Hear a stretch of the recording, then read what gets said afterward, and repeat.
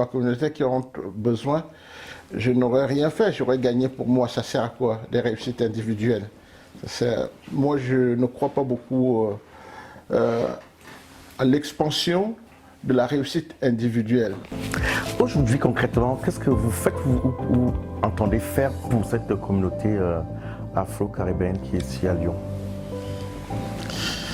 Ce que j'entends faire, ce que je fais, en réalité, je l'ai toujours fait quand j'étais étudiant, parce que, vous voyez, quand dans l'immigration, il y a toujours eu ce problème de main-d'œuvre, de l'emploi. Voilà. Et donc, quand les sœurs aînées, les frères aînés, les frères, les petits frères, ils sont là et puis on leur dit, bah, tiens, il y a le vôtre là-bas qui est un conseil qui peut vous aider dans votre démarche entrepreneuriale parce que eux, ils ont eu des problèmes d'emploi. Vous voyez, ils viennent vers vous. Et moi, j'ai toujours fait cela depuis, même quand j'étais à l'université, à faire des business plans, comme on disait à l'époque. Je crois que ça reste d'actualité.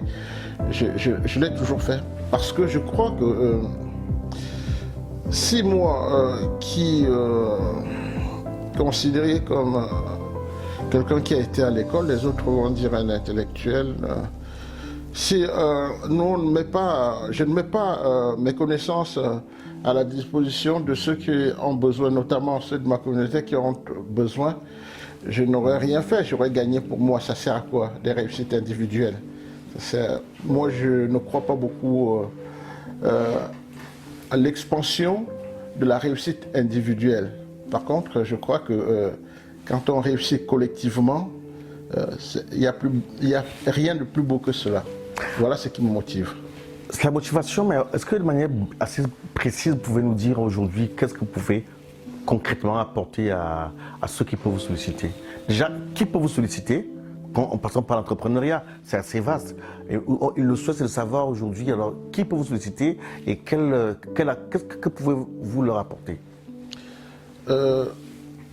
Au niveau de l'entrepreneuriat, tout porteur de projet peut me solliciter. Je ne lui apporterai pas des solutions sur tous les points sur l'entreprise. Mais ma petite expérience et mon activisme m'a permis donc de repérer dans la communauté les compétences et les compétences solidaires. Parce qu'il y a beaucoup de compétences, mais toutes ces compétences ne sont pas solidaires. Donc quelqu'un qui me sollicite, je lui donne mon conseil, je l'accompagne avec les éléments positifs que moi j'ai. Ce que j'ai pas, je sais comment faire pour l'orienter sur des confrères, sur des frères qui lui apporteront des compétences complémentaires. Comme on parle de vous, quelle est votre particularité, quelle est votre spécificité? C'est-à-dire, qu'est-ce qu'on trouverait chez vous? Quel serait votre apport spécifique qu'on ne trouverait pas forcément chez les autres confrères? Si moi je savais, je devais mettre ça dans le marché public. C'est plutôt aux personnes qui m'ont sollicité qui peuvent me caractériser. Je suis très mal placé pour me caractériser.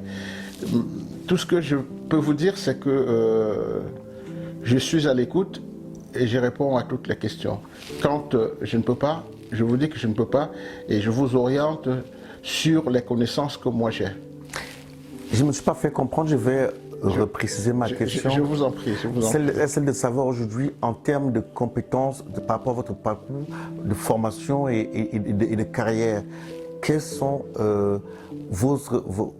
comment le dire, quel est votre domaine de compétences bien spécifique? Vous voulez que je vous parle de la comptabilité, de la fiscalité, du management, de l'économie industrielle, du développement territorial?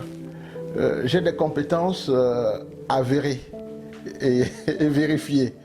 J'ai des compétences professionnelles parce que après les études, j'ai dû me former au ministère de l'Équipement pour apprendre aussi un métier, celui qui est le métier du transport à un haut niveau. Je suis aussi capacitaire